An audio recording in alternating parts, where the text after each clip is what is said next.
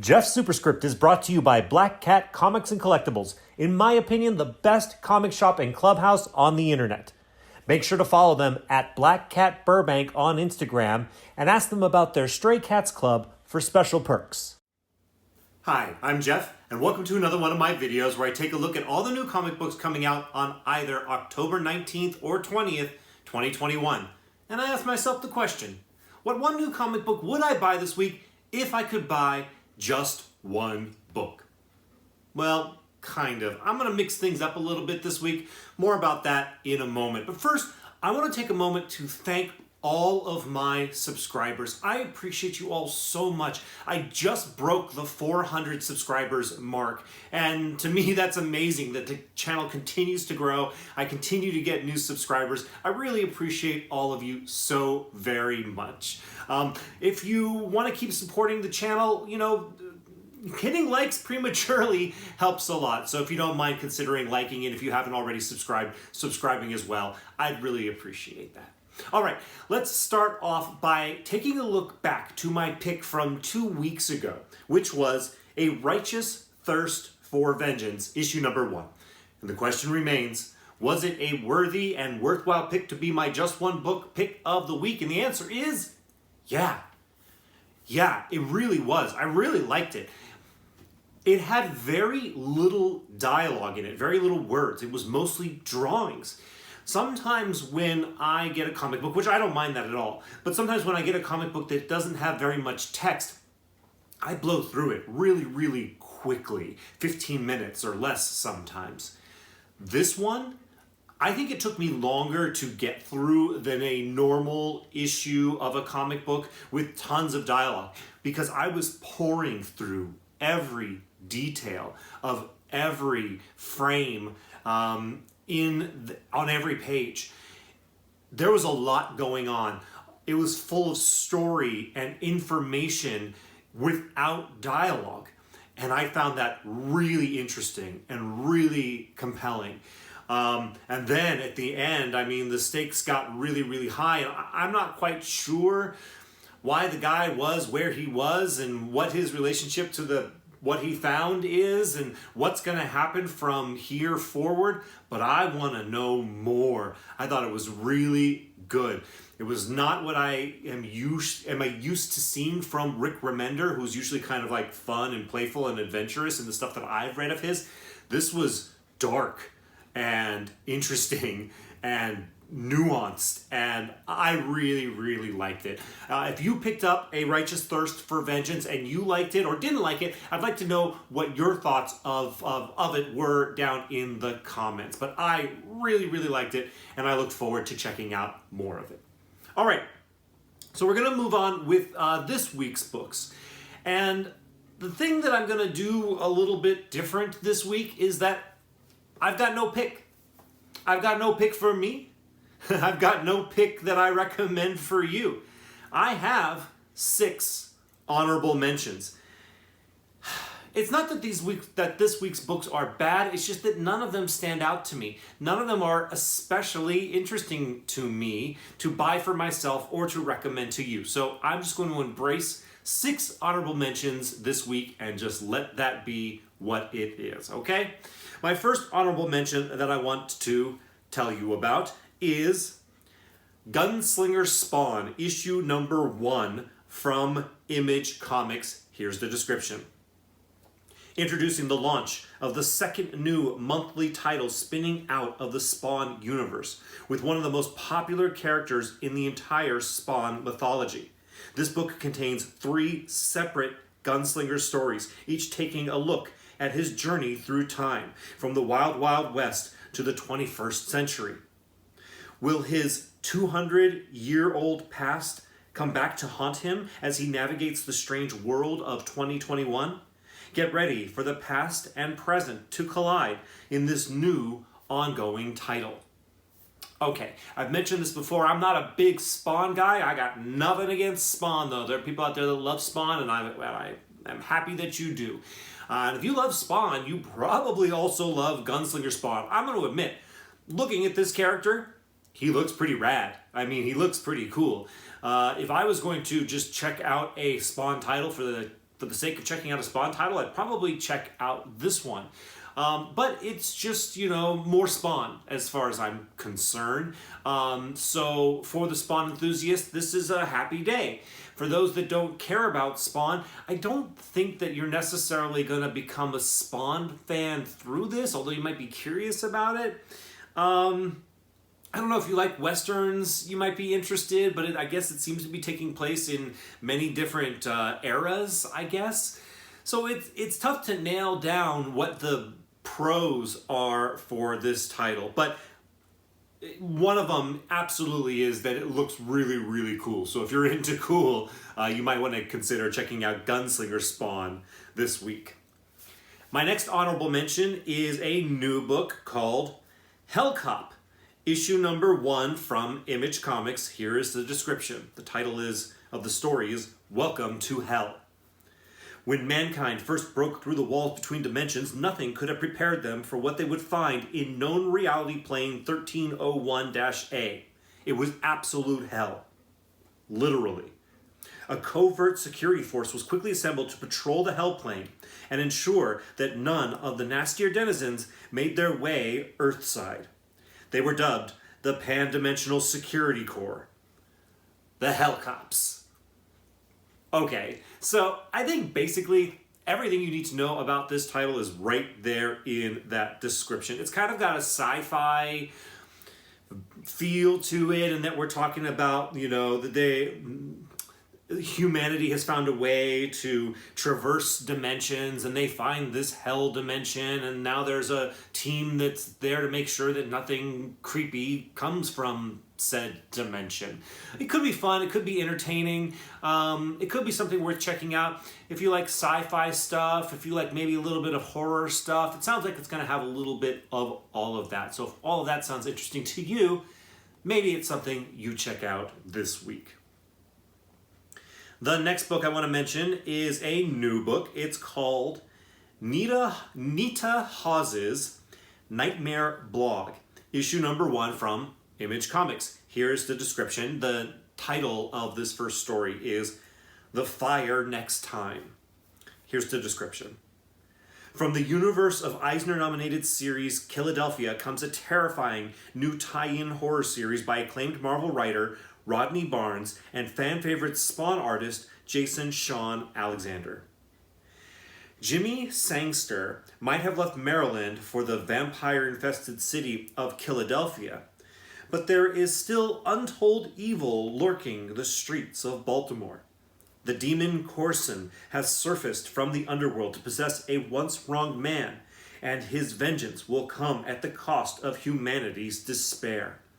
But Jimmy's former lover, Nita Hawes, a woman with demons of her own, has begun a quest to root the evil out of her city. Guided by the ghost of her dead brother, she must come to terms with her own past, lest she join her brother in a state worse than death. Okay, so if you're a fan of Philadelphia, or a big fan of Philadelphia, I should say, you might want to get more from that universe, and this is going to provide that for you. If you this is another one where the description is basically going to give you all the information on whether or not you're going to like it.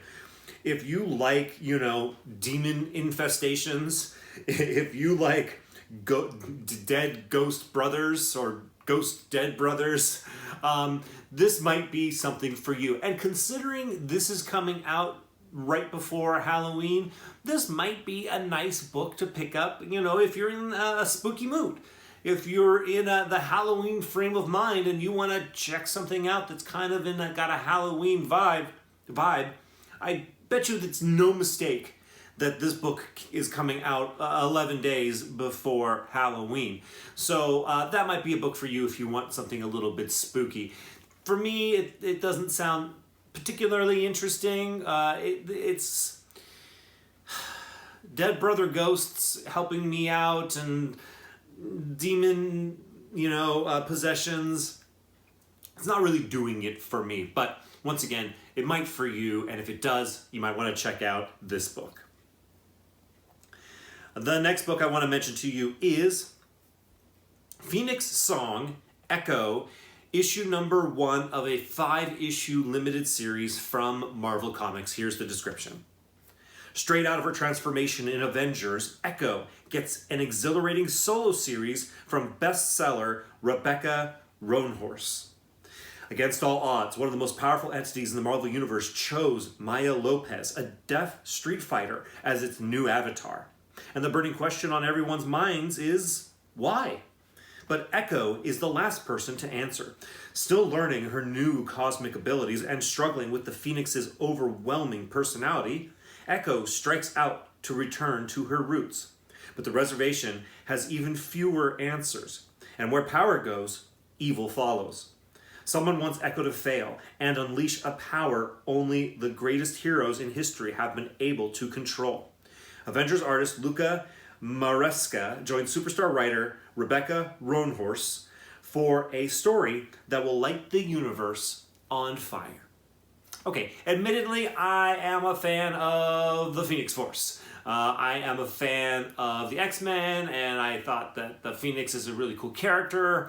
I read the whole Avengers series where they were having their battles to see who was going to be the wielder of the Phoenix Force, and I found that entertaining. And Echo is an interesting choice, and I think a good choice to give the Phoenix Force. I think it could be really kind of showcase and improve all aspects of what the Phoenix Force can do and what Echo can do.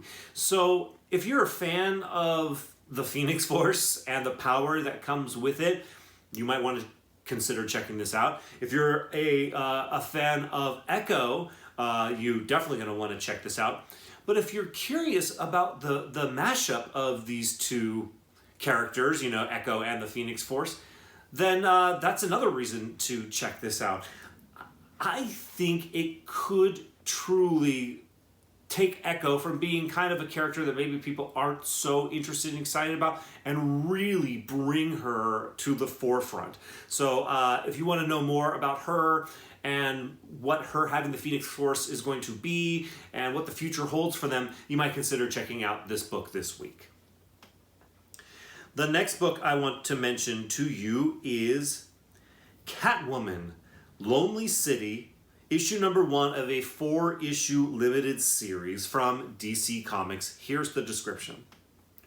10 years ago, the massacre known as Fool's Night claimed the lives of Batman, the Joker, Nightwing, and Commissioner Gordon, and sent Selina Kyle, the Catwoman, to prison.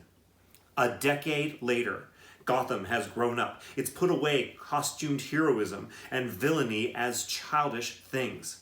The new Gotham is cleaner, safer, and a lot less free under the watchful eye of Mayor Harvey Dent and his Bat Cops.